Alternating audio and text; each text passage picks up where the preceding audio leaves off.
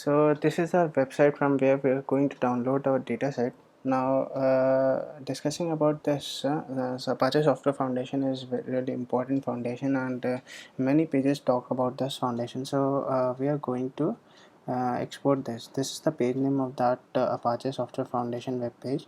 And now, if we to add, there all these pages that are going or discussing about Apache Software Foundation. Okay, now with this checkbox we are saying that only include the current version of these web pages, not the history.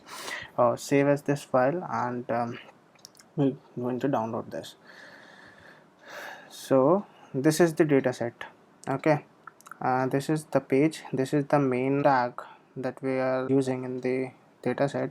So the title of the page is Apache and the text part of this is this. So let's go and discuss or see about the Apache Ant web page on Wikipedia. So if we go on Apache Ant Wikipedia. Okay, so if we see the info box saying that the original author is James Duncan Division. So if we say that this is the link, okay, this is the outward link from this page, and if we see the double square bracket, so let's see the another double square bracket. See this build automation and automating software build.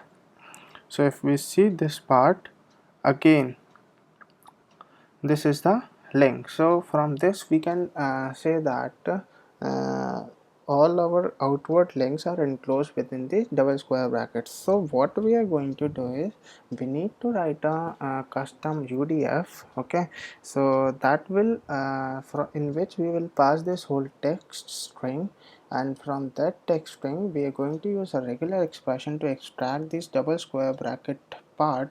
Okay, so that we can decide that which outward link this current page have.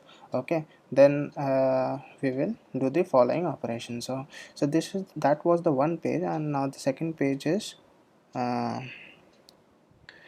title is Apache Portable Runtime. Okay, so it is like huge amount, but still very small data.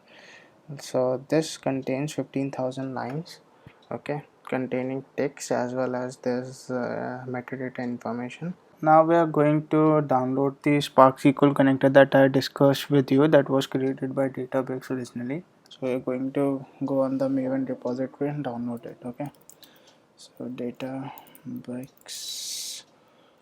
Spark XML Maven.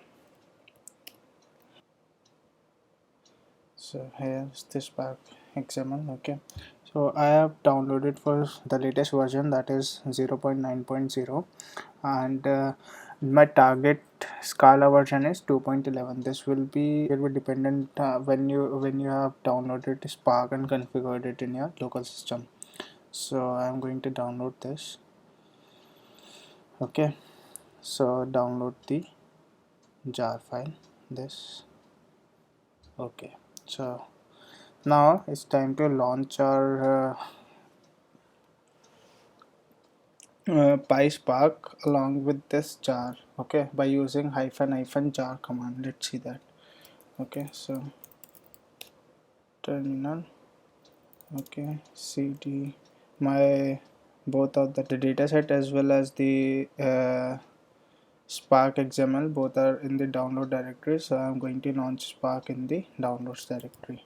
Okay, downloads. Now PySpark